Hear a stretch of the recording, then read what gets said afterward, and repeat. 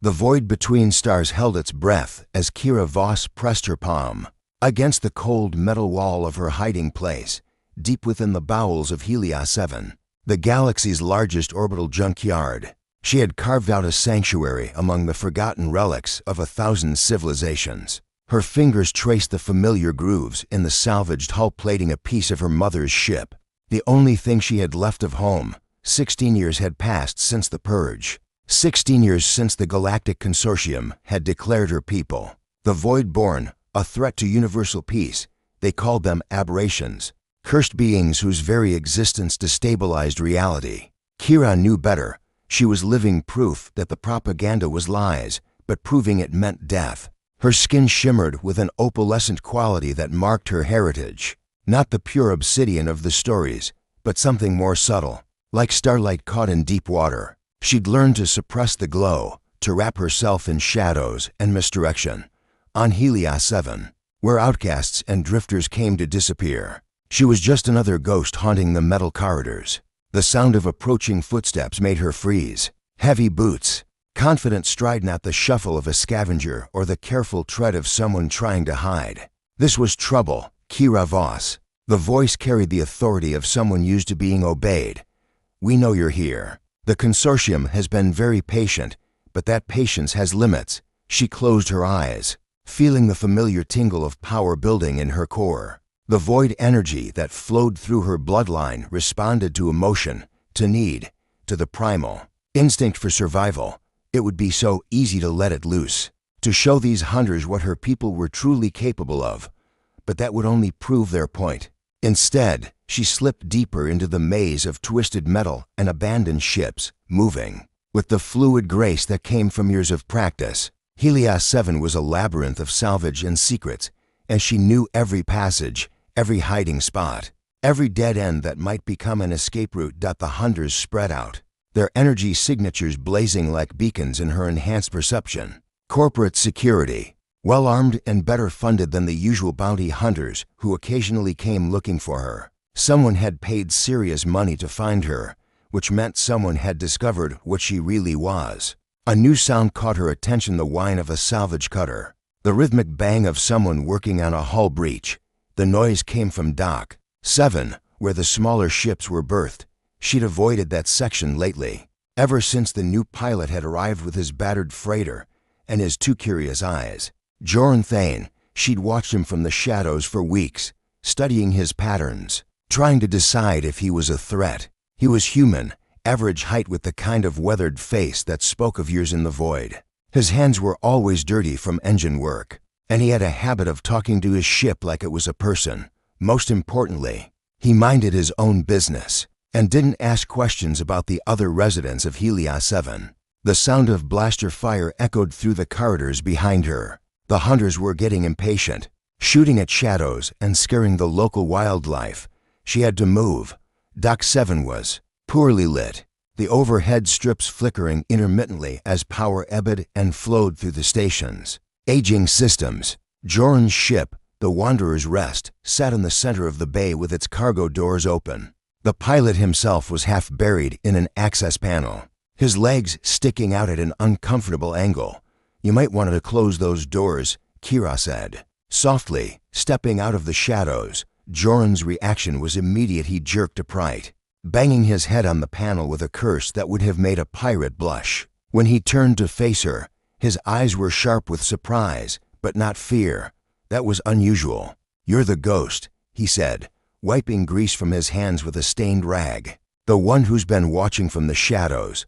I don't know what you mean, he smiled, and it transformed his whole face. Sure you don't. Look, I don't know what your story is, but the way you move, the way you watch, you're running from something, and right now, by the sound of those blasters, whatever you're running from has caught up.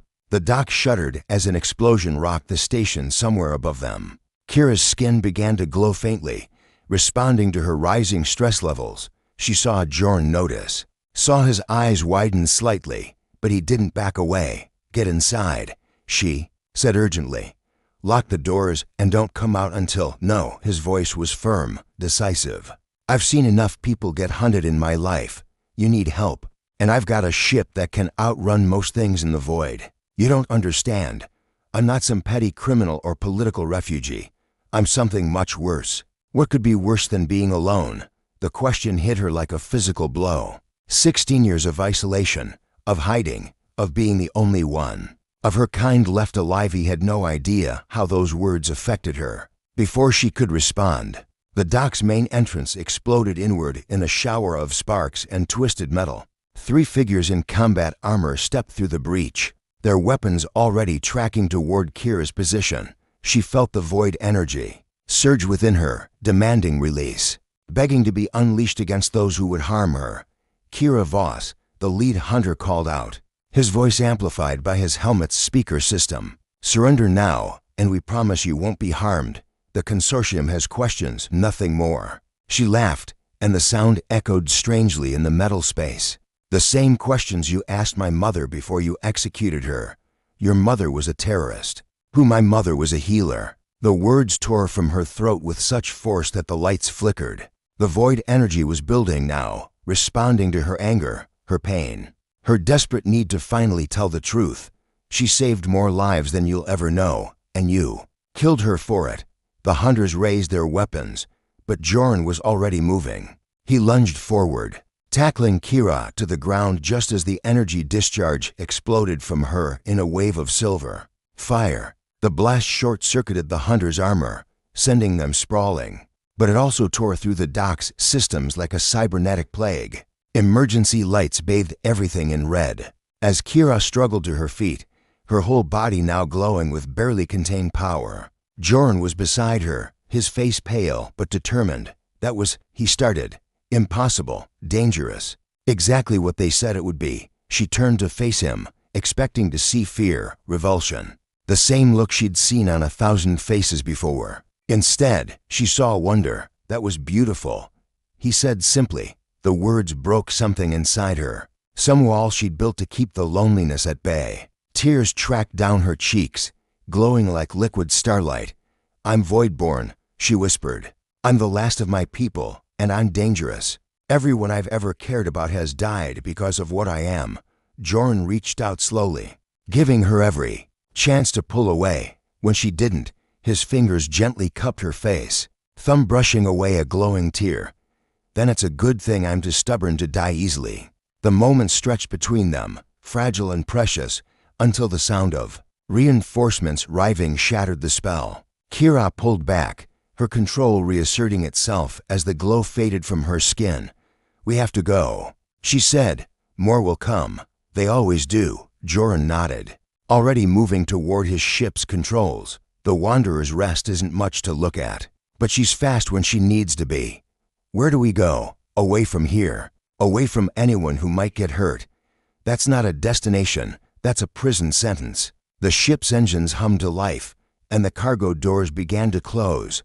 "I know a place. Neutral space, no questions asked. We can figure out our next move from there." As the ship lifted off, leaving Helios 7 and its hunters behind, Kira found herself in the co-pilot's seat, staring out at the stars she'd never thought she'd see again. Beside her, Joran worked the controls with practiced ease, his presence a steady anchor in the chaos of her thoughts. For the first time in 16 years, she wasn't alone. It should have terrified her. Instead, as she watched the stars wheel past the viewport, she felt something she'd almost forgotten: hope. The void between stars held its breath, and in that silence, something new began to grow. The asteroid Vesper 3 tumbled through space like a forgotten gravestone, its surface scarred by mining operations that had ceased decades ago. To most travelers, it was another dead rock in the neutral zone, not worth a second glance. But Joran knew better. Hidden beneath the pockmarked surface lay one of the galaxy's most carefully guarded secrets, a sanctuary for those who existed outside the law. Kira sat beside him in the Wanderer's Rest's cramped cockpit, her hands folded in her lap to hide their slight trembling. 3 days had passed since their escape from Helios 7, and she still flinched whenever the ship's sensors detected another vessel. Trust didn't come easily to someone who'd spent 16 years running. "The entrance is masked," Joran explained, as he guided the ship toward what appeared to be a solid rock face. "You have to know exactly where to look." A hidden door our eyes open, revealing a tunnel barely wide enough for their ship. Emergency lights guided them through the passage until it opened into a vast, underground hangar. The space buzzed with activity ships of every size and configuration, mechanics working on hulls, traders haggling over cargo manifests. It was a pocket universe of organized chaos. "Welcome to Heaven's Rest," Joran said softly. "The most lawless place in the galaxy, which makes it the safest for people like us."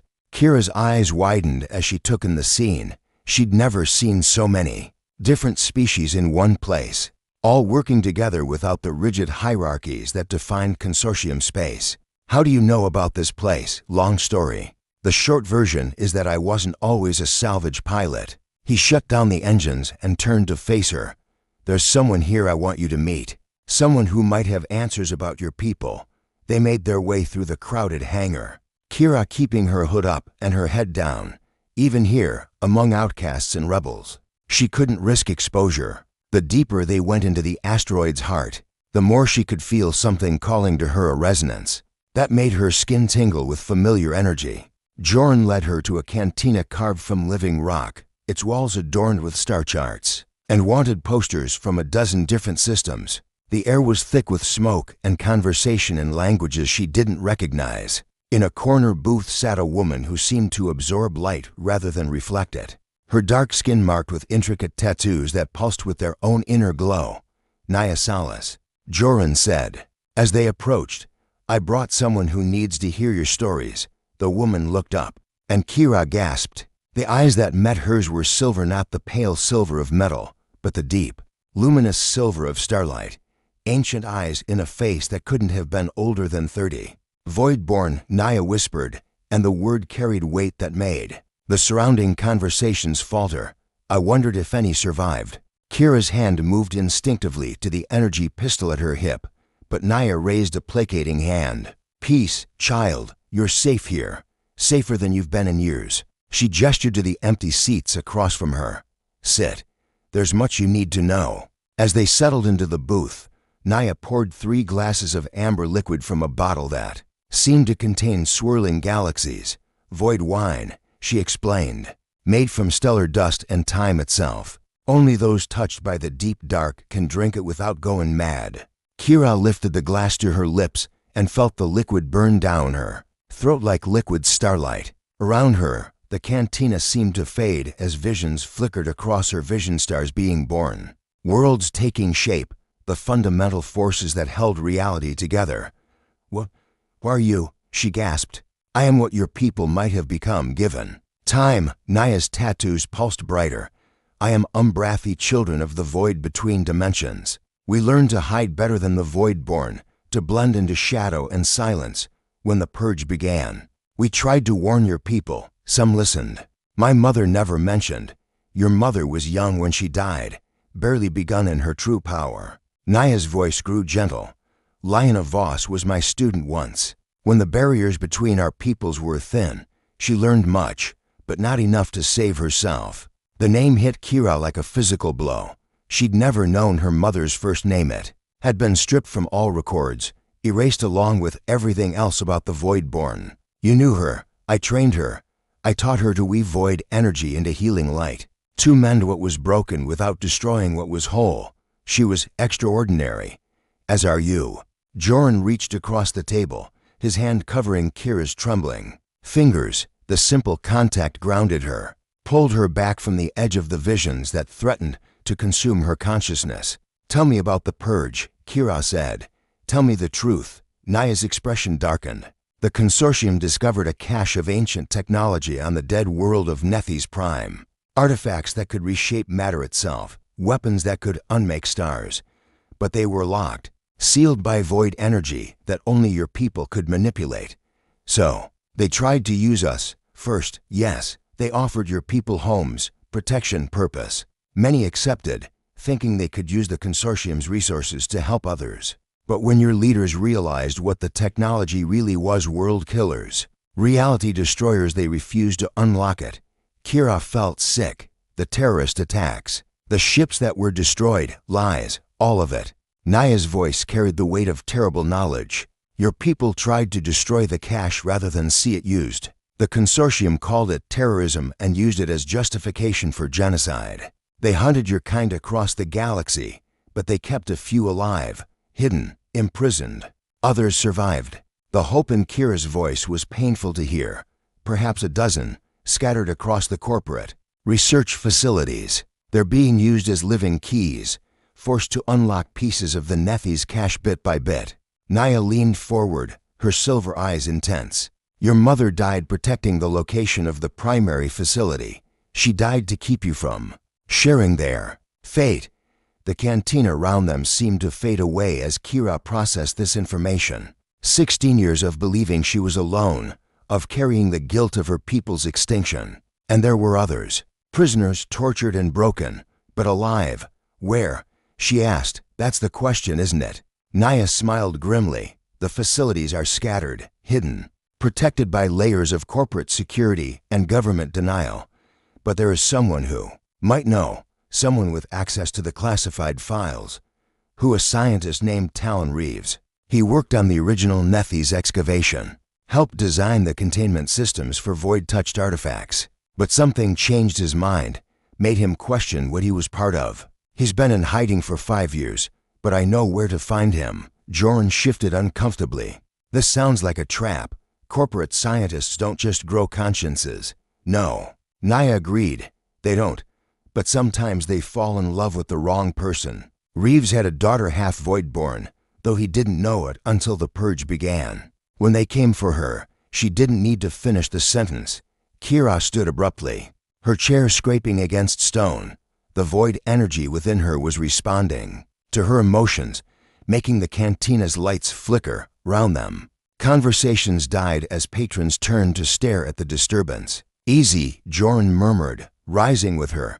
His hand found hers again, steady and warm. We'll find them, all of them, will we? Kira turned to face him, and he saw the storm brewing in her eyes. How many have died while I've been hiding? How many are suffering right now because I was too afraid to act? You were a child when the purge began, Naya said firmly. 16 years old and completely alone. You survived, which means you can help them now. But rushing blindly into corporate strongholds will only get you captured or killed. Then what do you suggest? Naya smiled, and for the first time, it held warmth instead of sorrow. We start with Reeves. He's on Kronos 12, an abandoned mining moon in the outer reach. If anyone knows where your people are being held, it's him. And if he won't help, then we convince him. The Umbrathi woman's tattoos pulsed with darker light. Sometimes the dead need to be reminded why the living matter. As they prepared to leave the cantina, Kira felt a hand on her shoulder. She turned to find a young man, barely out of his teens, staring at her with wide eyes. His skin had the faint opalescent quality that marked mixed heritage, part human, part something else. Is it true? He whispered. Are you really void-born? Before Kira could answer, Naya intervened. Careful, child, some truths are dangerous to speak aloud. But the young man pressed on. My grandmother told me stories. She said the void-born would return someday, that they'd break the chains that bind the galaxy to fear and hatred. Kira met his gaze, seeing hope and desperation warring in his expression. Around them, other patrons had begun to listen, their conversations dying away as words spread through the cantina.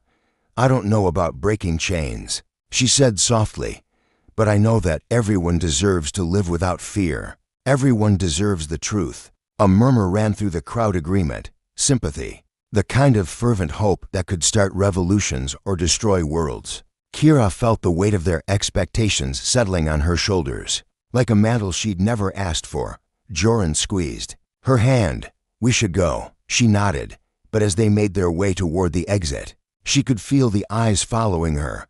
Word would spread, as it always did in places like this. By tomorrow, half the outer reach would know that a void-born had been seen in heaven's rest, no Presu.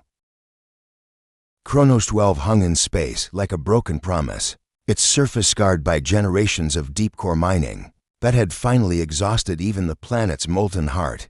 The corporate surveys called it economically depleted, a sterile way of saying that everything of value had been carved out and shipped away. leaving behind a hollow shell barely held together by its own gravity. Joran guided the wanderers' rest through the debris field that surrounded the dead moon, fragments of mining equipment and abandoned habitats, creating a maze of twisted metal and crystallized atmosphere. According to Naya's intel, Reeves has been hiding in the old Meridian facility, he said, consulting the star charts on his console, deep underground, where the mining bots can't reach. Kira sat in the co-pilot's seat, her hands pressed against the viewport as she stared out at the desolation. Something about this place made her skin crawl, not fear, exactly, but a deep resonance that seemed to vibrate in her bones. There's void energy here, she said quietly. Old traces, but strong. Mining. Accident, probably. The corporations were never careful about what they dug up. Joran's voice carried a bitter edge. I've seen a dozen worlds like this one used up and thrown away when the profits dried up.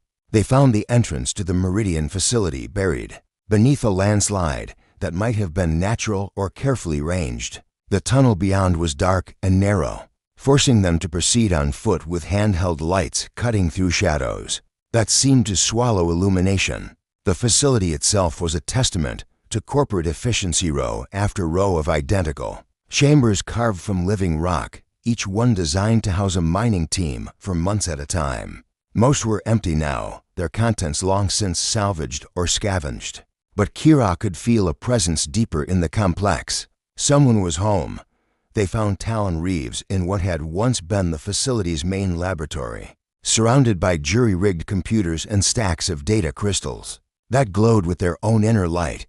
He was younger than Kira had expected, maybe 40, with the pale complexion of someone who hadn't seen natural sunlight in years. His hands shook slightly as he worked, and she could see the telltale tremors of void exposure in his nervous system.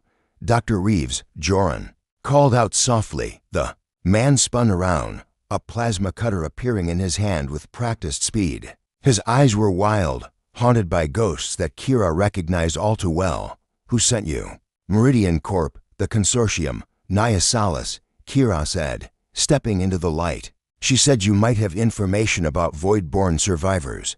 Reeves stared at her for a long moment, his weapon wavering. Then the plasma cutter clattered to the floor as his knees buckled. Leela, he whispered. Oh God. For a moment I thought, but you're too young to be her. Kira knelt beside him, her healer's instincts overriding her caution. She could see the void corruption eating at his nervous system, the slow poisoning that came from prolonged exposure to unstable energy fields. Without thinking, she reached out and touched his forehead. Light flowed from her fingertips, not the harsh silver of combat energy, but the soft gold of healing power. Reeves gasped as the tremors in his hands subsided, his eyes clearing for the first time in years. You're voidborn, he breathed. A real one, not some corporate creation. Corporate creation? Joran stepped closer, his hand resting on his sidearm. What does that mean? Reeves struggled to his feet, supported by Kira's steady hand. The survivors I helped imprison, they're not just being used to unlock artifacts. The consortium has been experimenting on them, trying to replicate their abilities in cloned bodies. They've created dozens of artificial voidborn, but without souls, without the connection to the deep dark that makes them truly alive. Kira felt sick. How many of my people are left? 17 survivors that I know of, scattered across 5 facilities. But there might be others. The project was compartmentalized, each site only knowing about their own prisoners. He moved to one of his computers, calling up files that made Kira's heart clench. Names, faces, vital statistics, all that remained of her people, reduced to data points in a corporate database. Why, she asked. Why help them? Why participate in genocide? Reeves' face crumpled. Because I was young and stupid, and I believed the lies they told us. They said the void-born were dangerous, that they had to be contained for the good of the galaxy. I believed it right up until the day they came for my daughter. He pulled up another file, a young girl with Kira's opalescent skin and her father's gentle eyes. Leela was 8 when they took her. Her mother was void-born, but I didn't know. Thought the strange dreams and flickering lights were just childhood imagination. His voice broke.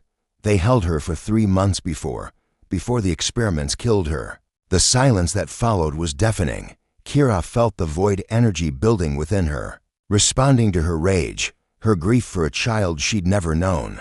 Around them, the facility's lights began to flicker. "Where?" she said, and her voice carried harmonics that made the rock walls vibrate. "Where are they being held?" Reeves pulled up a star chart, marking 5 locations in red. Zirian Station, in the Helix Nebula, the Blackwater facility on Torin's world, Deep Ice mining platform in the Kepler Belt, the Lazarus complex on Nephis Prime itself, and he hesitated, and Meridian Prime. The corporate headquarters, that's where they're building the clone army. Joran studied the chart with a strategist's eye. 5 facilities, probably hundreds of guards each, all in heavily defended systems. It would take a fleet to assault even one of them, or, Kira said quietly, it would take someone they can't detect coming. She turned to Reeves, her eyes blazing with silver fire. "These facilities, they're designed to contain void energy, aren't they? To suppress it?"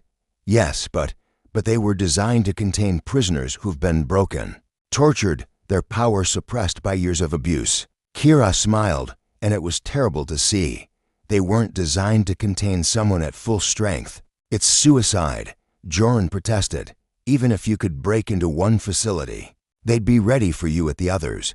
Not if we hit them all at once." Kira moved to Reeves' computer, her fingers dancing over the interface with inhuman speed. "These facilities, they're networked, aren't they? Connected by quantum communication arrays for coordination and data transfer." Reeves nodded. "Slowly, the Meridian network. But it's encrypted, locked down tighter than a prison designed to hold Voidborn."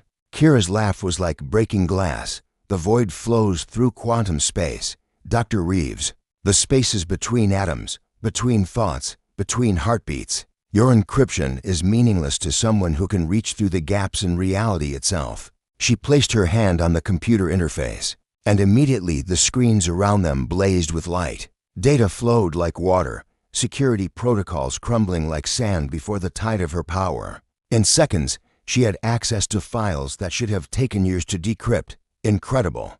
Reeves whispered, "Your people, if the galaxy knew what you were really capable of, they'd fear us even more."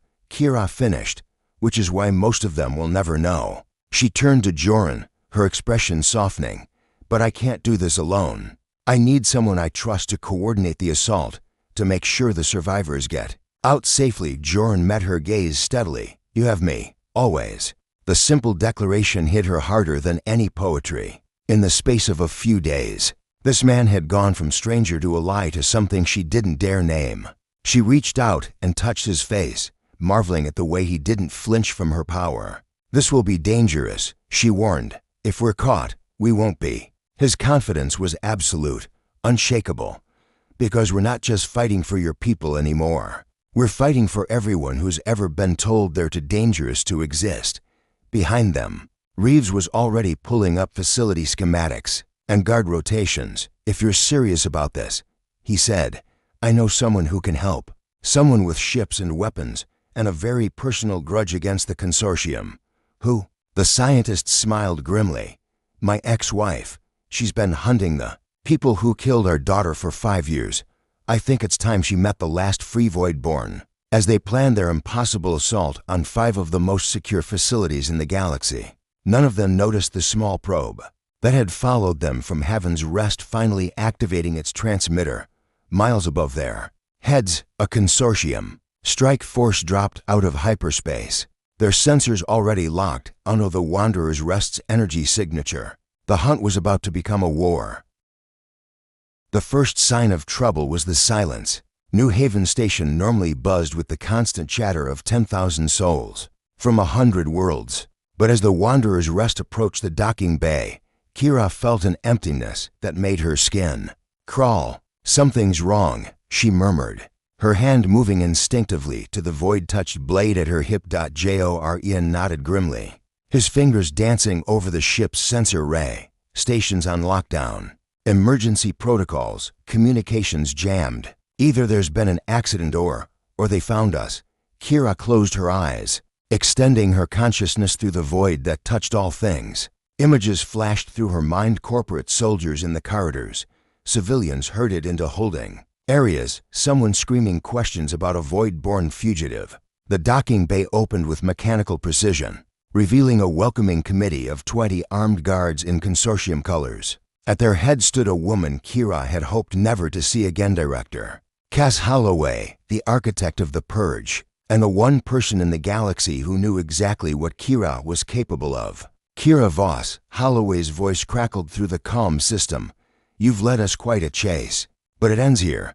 Beside Kira, Jorn was already reaching for the engine controls, ready to blast their way out of the trap, but she caught his hand, her touch gentle but firm. Wait, she said softly. If we run now, they'll take their anger out on the civilians. I won't have innocent blood on my hands, and I won't watch them take you.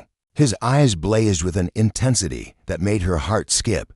There has to be another way. Before she could respond, another voice cut through the calm chatter. Young, female, achingly familiar. Kira, is that really you? The docking bay parted like a curtain as a figure pushed through the guards, moving with the fluid grace that marked her heritage. She was tall and slender, her skin the same opalescent shade as Kira's.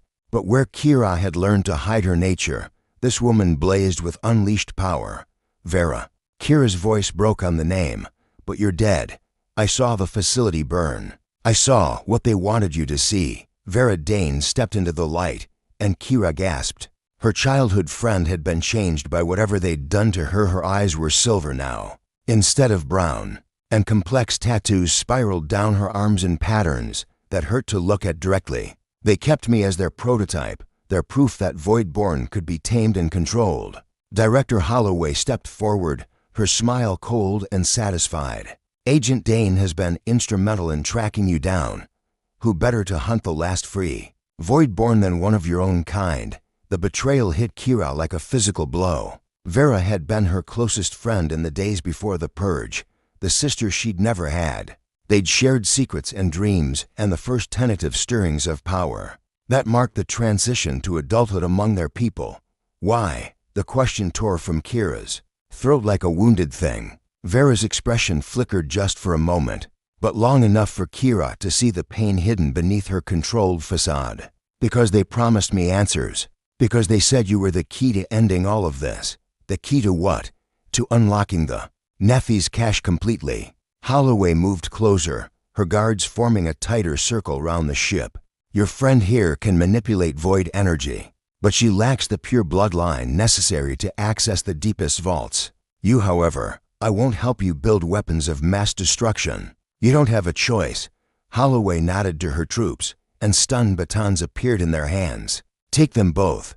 Carefully, we need the Voidborn alive and functional. That's when Jorn moved. He'd been quietly working on his personal comm unit while the others talked, sending coded messages to contacts throughout the outer reach. Now those messages bore fruit as New Haven's defensive systems suddenly turned on their consortium occupiers. Blast doors slammed shut, trapping guards in isolated sections. Emergency lights bathed everything in crimson as automated turrets emerged. From hidden ports, their targeting systems locked onto corporate uniforms. The station's AI announced in calm, measured tones that it was experiencing a critical system malfunction that required immediate evacuation of all non-essential personnel. In the chaos that followed, Kira felt her power surge in response to the danger. But instead of lashing out at their enemies, she reached for Vera, her childhood friend who stood frozen between two worlds. I know you're still in there, she said, her voice cutting through the alarms and weapons fire. I know they hurt you, broke you, made you into something you never wanted to be. But it doesn't have to end this way. Vera's control cracked, just slightly. You don't understand. The things I've done, the things they made me do, then help me stop them. Kira extended her hand, void energy crackling between her fingers. Help me free our people and end this nightmare once and for all. For a heartbeat, Vera wavered. Then Director Holloway's voice cut through the moment like a blade. Agent Dane, remember your conditioning. Remember what happens to those who disappoint us. Vera's face went blank, her silver eyes emptying of all emotion. When she moved, it was within human speed. Void energy erupting from her hands in a wave of destructive force that sent Kira flying across the docking bay. But Jorn was there too. Catch her, his arms strong and steady as they tumbled behind the dubious cover of a cargo container. Around them, the battle raged as station security forces clashed with consortium troops in a firefight that lit up the night. "We need to get out of here," Joran said, checking his sidearm. "The station's defenses won't hold them for long." Kira shook her head, her eyes locked on Vera's tortured form as she methodically destroyed anything that might provide cover for the defenders. "I can't leave her. Not again. She's been conditioned, Kira. Brainwashed. She's not your friend anymore." "Yes, she is." Kira stood, her power building around her like a storm made of starlight. "They can condition the mind, but they can't touch the soul. And her soul is still calling for help." She stepped out from behind cover, ignoring the energy blasts that sizzled past her head. Vera turned toward her, void energy building in her hands. But Kira didn't flinch. "Do you remember the night we first touched the deep dark?" she called out. "We were 12, hiding in the grove behind your house. You were afraid of what you were becoming, afraid of the power growing inside you." Vera's attack faltered slightly. "Stop. You cried because you thought it made you a monster. And I told you that monsters don't cry, don't love, don't dream of making the world better than they found it." I said stop. Vera's next blast was wild, unfocused, more plea than attack. Kira kept walking forward, her own power reaching out like gentle fingers to caress the walls Vera had built around her. "Heart, I held you that night while you cried. I promised you that whatever happened, we'd face it together. That promise still stands. You don't know what I've done." Vera's voice cracked, tears streaming down her face as the conditioning warred with her true nature. "The innocent. People I've killed, the families I've destroyed. I know you've survived." Kira was close enough to touch now, her hand extended in invitation. "I know you're still fighting, still trying to protect what matters. That's all anyone can do." Behind them, Director Holloway was screaming orders, demanding that Vera complete her mission. But her voice seemed to come from very far away as Vera stared into Kira's eyes and saw forgiveness there. "I missed you," Vera whispered. "I missed you too." Their hands met, and the void energy that flowed between them was unlike anything either had experienced before. Not the harsh silver of combat or the gentle gold of healing, but something entirely new, a resonance that spoke of connection, of love that transcended death and time and the spaces between stars. The wave of power that erupted from their joined hands swept across the docking bay like a cleansing wind. Consortium soldiers found their weapons refusing to fire, their armor suddenly too heavy to carry. The station system stabilized, alarms falling silent as emergency power flowed back to critical systems. And in the sudden quiet, a new voice spoke, calm, authoritative, touched with the accent of the core worlds. "This is Governor Xander Cross of the Eldar Defense Fleet. New Haven Station is now under the protection of the Neutral Zone Accord. Any hostile forces have 60 seconds to withdraw. Before we open fire." Through the viewport, Kira could see the sleek shapes of a dozen warships dropping out of hyperspace, their weapons systems already locked onto the consortium vessels that had brought Holloway's strike force. Director Holloway's face was a mask of rage and frustration. "This isn't over, Voss. The consortium has resources you can't imagine. We'll find you wherever you run. Then maybe." Kira said quietly, her arm around Vera's shaking shoulders, "It's time to stop running." As the consortium forces retreated, leaving behind their wounded and a promise of future conflict, Kira found herself standing between two people who had become precious to her, Joran, whose quiet strength had become her anchor, and Vera, whose return from the darkness gave her hope that no one was truly lost. The war was far from over, but for the first time since the purge began, Kira wasn't facing it alone. They witnessed the corporate conspiracy to weaponize its contents. They saw the systematic slaughter of an entire people, dressed up as necessary security measures and sold to a fearful galaxy as justice, but most powerfully, they saw love. The holographic memories showed void-born parents sacrificing themselves to save their children, human allies who risked everything to hide refugees, scientists like Talon Reeves, who turned against their own careers when they realized the magnitude of the atrocity they'd helped enable. And through it all, the quiet courage of ordinary people choosing compassion over fear. This is what the consortium tried to destroy, Kira said as the images faded. Not weapons or monsters, but the possibility that different peoples could coexist, could learn from each other, could build something better than the sum of their parts. From the consortium's section of the assembly, Director Holloway rose to her feet. Despite the recent defeats, she maintained the cold composure that had made her career.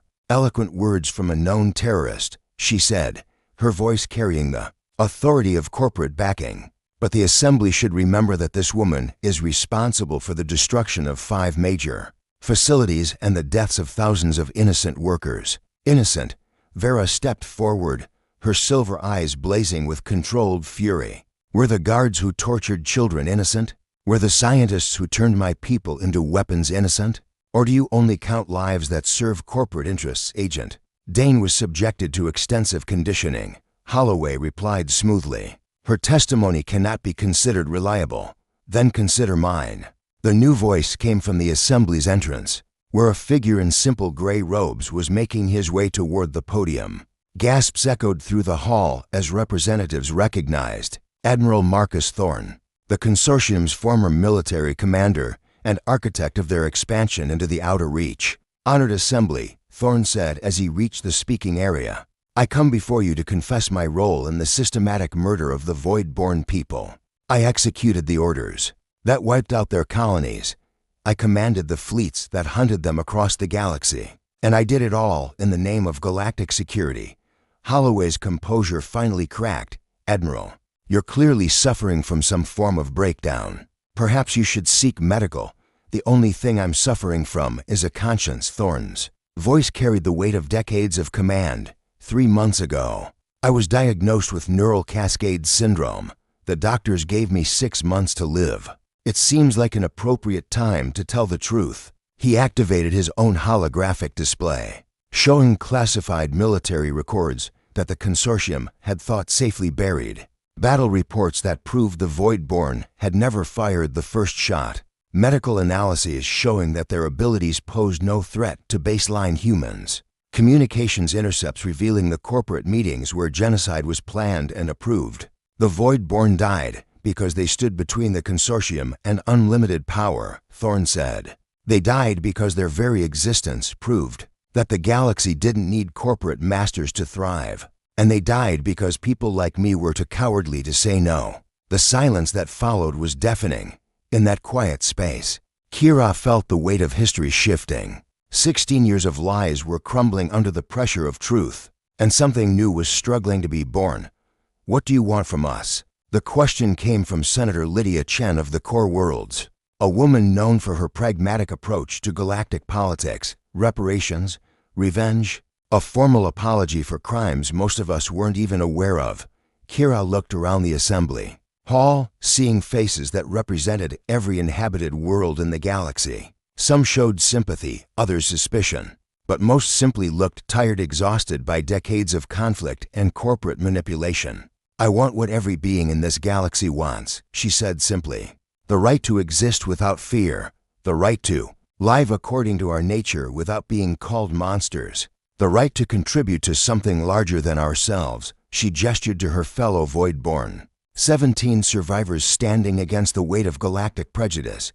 We are healers and teachers, explorers and protectors. We touch the void that connects all things, and through that connection, we understand that no one human, alien, or otherwise is truly alone.